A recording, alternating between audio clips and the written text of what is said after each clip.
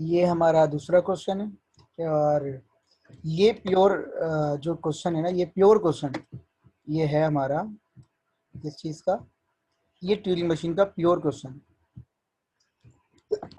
मतलब ये क्वेश्चन जो है सिर्फ ट्यूरिंग मशीन से ही हो सकता है। मतलब इससे पहले वाला क्वेश्चन जो था वो तो चलो हमने मान लिया कि वो सारा आप पीडीए से भी कर सकते हैं, किया भी है हमने, ठीक है। लेकिन ये क्वेश्चन जो है ना प्योर, ये ट्यूरिंग मशीन का है। आप ट्यूरिंग मशीन के अलावा किसी और चीज़ से नहीं कर सकते, क्योंकि इसमें 3 कंपैरिजन एक साथ हो रहे हैं, पहले ए फिर बी फिर सी।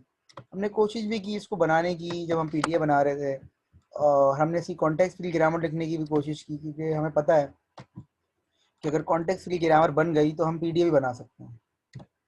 इस तरीके से रेगुलर एक्सप्रेशन और उसका ताल्लुक है, इसी तरीके से कॉन्टेक्स्ट फ्री ग्रामर और इसका बदल। तो हम एक काम करते हैं कि स्ट्रिंग ले लेते हैं बेटा। अब मैं स्ट्रिंग ले लेता हूँ ए बी बी एंड सी सी।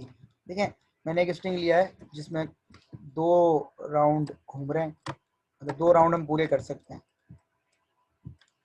तो मेरे हिसाब से काफ़ी है, क्योंकि दो के अंदर भी हमारा पूरा हिसाब किताब हो जाएगा।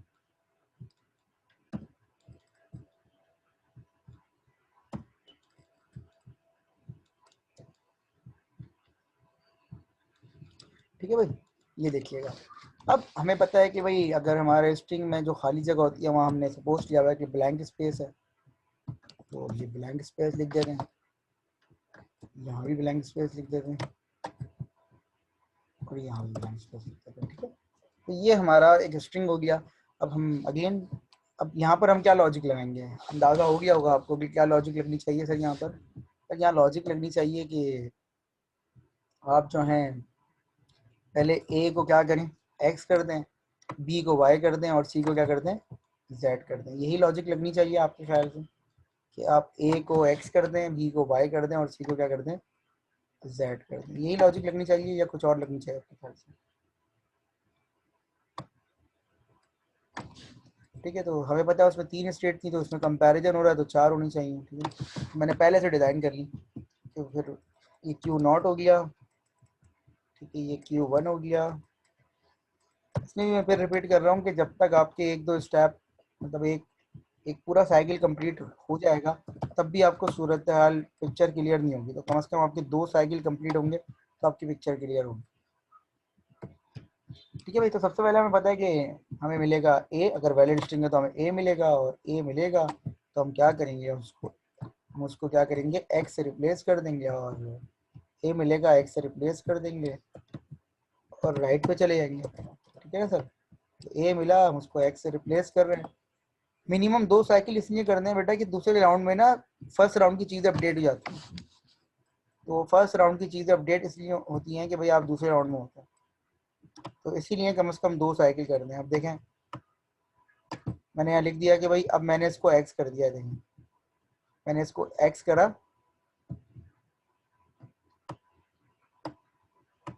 और अब मैं यहाँ खड़ा हूँ। ठीक है, तो ये बात समझ में आ गई सबके? कोई ऐसा स्टूडेंट जिसकी बात समझ में ना आई हो? कोई भी स्टूडेंट जिसकी बात समझ में ना आई हो?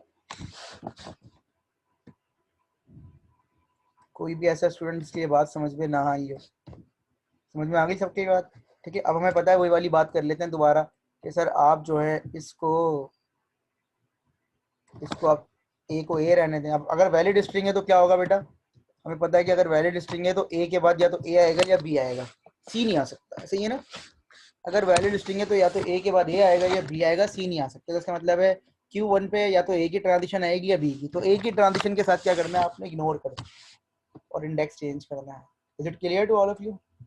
लेकिन जब बी की ट्रांजिशन आएगी तो हम अपनी स्टेट चेंज कर लेंगे, और स्टेट चेंज करने के बाद हम क्या करेंगे, बी को वाई कर देंगे। बिल्कुल ऐसा ही है, बी को वाई कर देंगे और कहाँ चले जाएंगे, राइट पे। हमने बी को वाई कर दिया और हम कहाँ चले गए, राइट पे। तो आई होप कि वेरी सिंपल थिंग, कि समझ में आ रही होगी बात। अब हमें पता है कि अगर ये वैलिड स्ट्रिंग है तो बी के बाद या तो बी आएगा या सी आएगा। अगर ये वैलिड स्ट्रिंग है तो बी के बाद या तो बी आएगा या सी आएगा, ऐसा ही है। तो बी के बाद अगर बी आता है तो हमें पता है कि हमें उसको कुछ भी नहीं करना और यहीं रहना है, क्योंकि हम किसका इंतजार कर रहे हैं, बी के बाद सी का।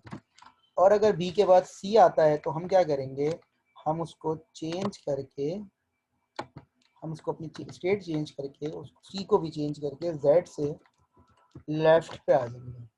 ठीक है, सी को भी चेंज करेंगे, जेड से रिप्लेस करेंगे और लेफ्ट पे आ जाएंगे, तो ये सी जो है वो जेड हो जाएगा। और अब हम यहाँ खड़े हैं। Is it clear to all of you? Index में यहाँ खड़े हैं, स्टेट में Q3 पे खड़े हैं। Is it clear to all of you? अब आपकी स्क्रीन पे आपको वापसी जाते हुए क्या क्या दिख रहा है?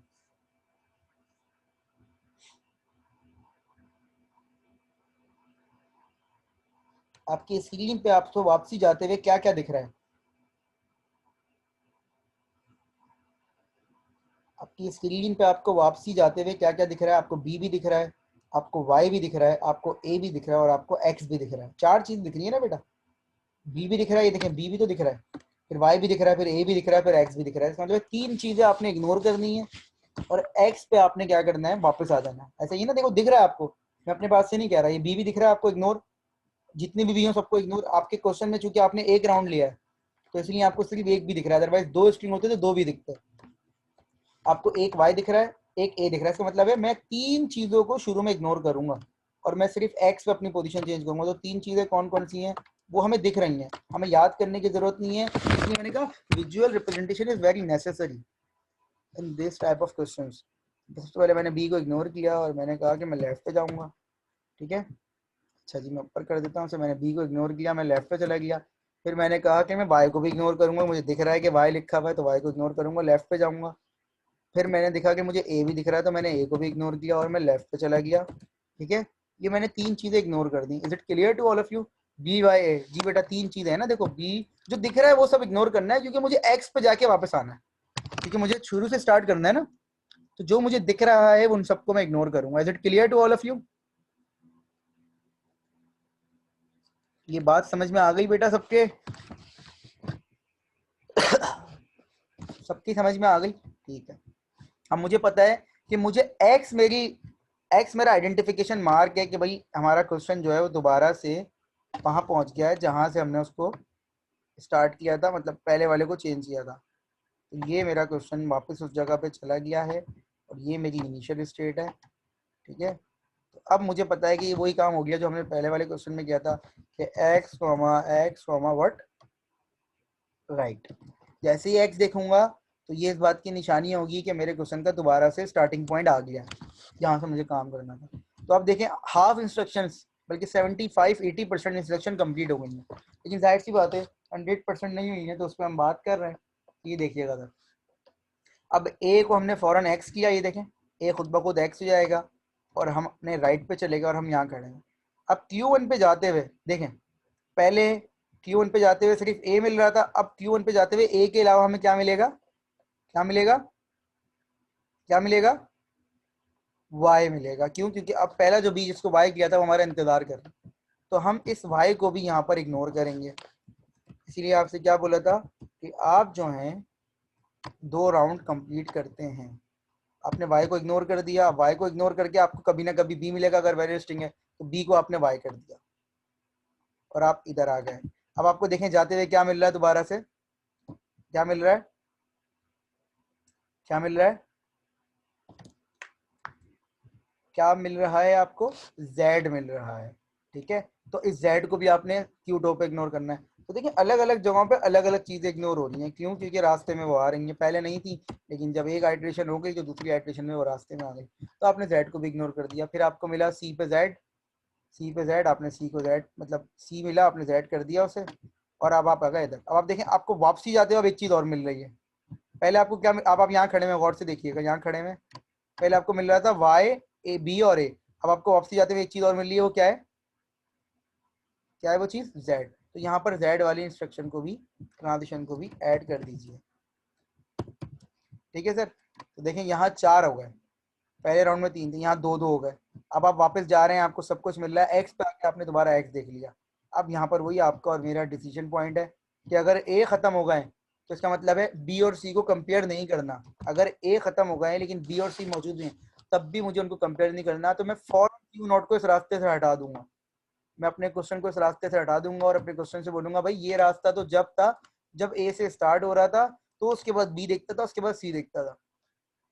तो मैं फौरन अपनी पोजीशन चेंज कर दी मैंने, और मैंने फौरन अपनी पोजीशन चेंज करके, क्योंकि मुझे एक्स के फौरन बाद वाई, एक्स के फौरन बाद ए नहीं मिला, अब क्या मिला, वाई। तो मैंने अपनी पोजीशन चेंज करके अपने क्वेश्चन को कंपैरिजन वाले रास्ते से हटा दिया। अब मैं डिसीजन वाले रास्ते पे आ गया हूँ कि भाई हो सकता है कि मैं यहाँ इसको एक्सेप्ट कर लूँ।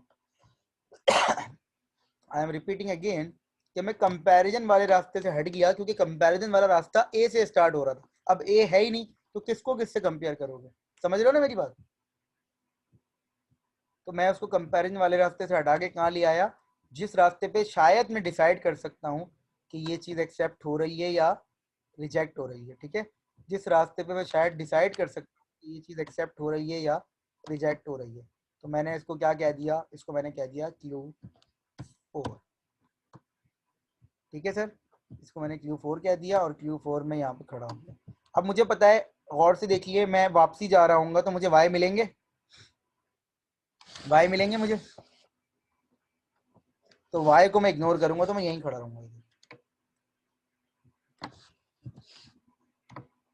आवाज आ रही है सबको?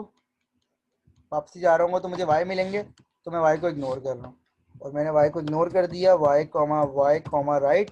फिर मुझे पता है कि अगर ये वैलिड स्ट्रिंग होगा तो जेड मेरा इंतजार कर रहे होंगे, तो मैं जेड पे भी अपनी पोजीशन चेंज कर लेता हूँ for the sake of simplicity, confuse होने से बचने के लिए मैंने अपनी पोजीशन चेंज कर दी। और पोजीशन चेंज करके मैंने इसको बोला अगर जेड आते हैं तो अपनी पोजीशन चेंज करो, और जेड को भी इग्नोर करो, क्योंकि मैं ये चाहता हूँ कि जेड के बाद मुझे सी ना मिले, मुझे क्या मिले, क्या मिले मुझे, स्मॉल कैपिटल में। जेड के बाद मुझे सी ना मिले, मुझे क्या मिले, कैपिटल में। तो पहले मैं जेड वाली इंस्ट्रक्शन को इग्नोर करता रहता हूँ, जेड कॉमा राइट। और अब मुझे क्या मिलेगा, अब मुझे मिलेगा सर कैपिटल बी। अगर कैपिटल बी मिल जाता है तो I can go to final state, और मुझे कैपिटल बी मिल गया इस क्वेश्चन में, तो मैं फाइनल स्टेट पे चला गया। क्रॉस वेरीफाई के लिए आप ये कर सकते हैं कि आप कोई ऐसा स्ट्रिंग ले लें, जैसे मैंने आपको समझाया भी था, जिसमें आप जो है वो राइट पे जाएं लेफ्ट पे जाएं, इससे कोई फर्क नहीं पड़ता। ये बात मैंने आपको बोल दी थी। ये Q5 पे चलेगा, और फाइनल स्टेट को आप कह सकते हैं, फाइनल स्टेट को आप कह सकते हैं QF, फाइनल स्टेट को आप कह सकते हैं QF। सही है सर? तो ये क्वेश्चन हो गया कंप्लीट।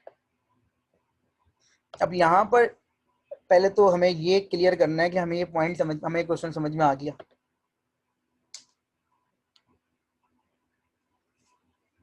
जी, आप लोगों को ये क्वेश्चन समझ में आ गया? अच्छा, रिकॉर्डिंग मौजूद होगी, देख लीजिएगा। आप लोगों को ये क्वेश्चन समझ में आ गया? सब लोगों को ये क्वेश्चन समझ में आ गया? किसी का कोई भी सवाल हो तो पूछ लीजिए, क्योंकि ये कोई लंबी चौड़ी कहानी नहीं है, बड़े आसान सी लॉजिक्स हैं। सिंगल को सिंगल से कंपेयर करना है, दूर तक लेके नहीं जाना। सिंगल को सिंगल से कंपेयर जब भी करेंगे आप, जब आप एक के 1 वर्सेस 1 काम करेंगे। अगर आप एक पूरे ग्रुप को लेके चले गए तो आप फंस सकते हैं। ठीक है, तो आप देखेंगे सिंगल पहले, फिर आगे जाके उसका पार्टनर ढूंढे। अगर उसके 2 पार्टनर हैं तो 2 को ढूंढे, अगर उसके 3 पार्टनर हैं तो 3 को ढूंढे। आपके सामने है।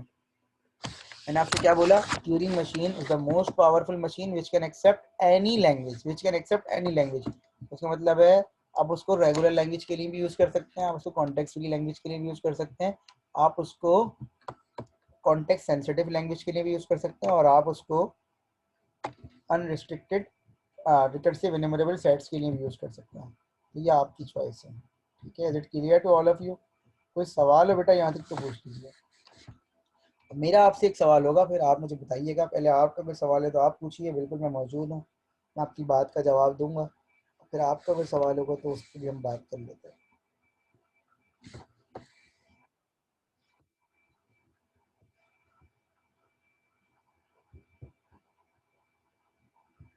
आपका कोई भी सवाल हो तो आप मुझसे ट्यूरिंग मशीन से रिलेटेड पूछ सकते हैं।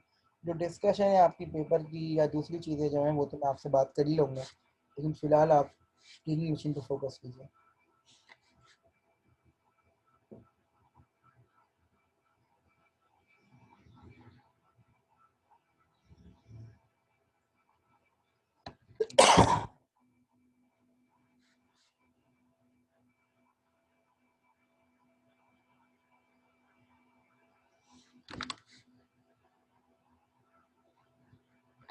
स्टार्ट में कैपिटल बी की ट्रांजिशन बेटा देखें, it depends upon the logic of the question. अब हमें क्या बोला गया क्या कि हमारे पास एक एक आने चाहिए कम से कम, ऐसा ही है ना।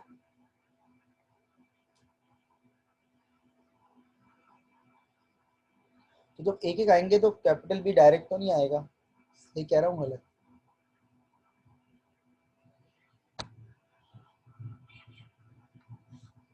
मैंने एक क्वेश्चन को इग्नोर कर दिया है।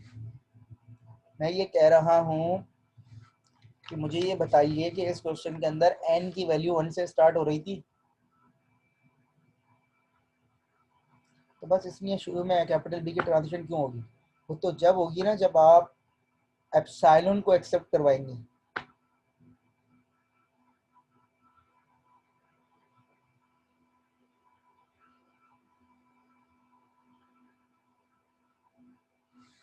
नेक्स्ट सेमेस्टर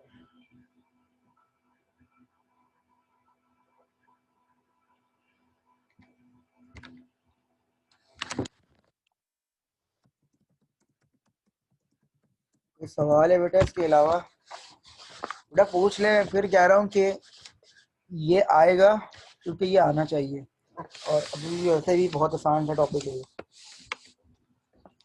कोई भी सवाल हो तो पूछ लीजिए।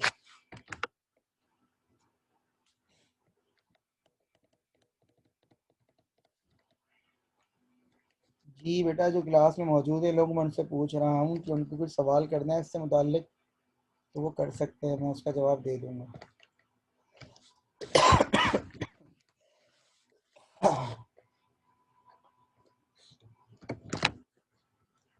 चलें फिर, आपकी मर्जी है।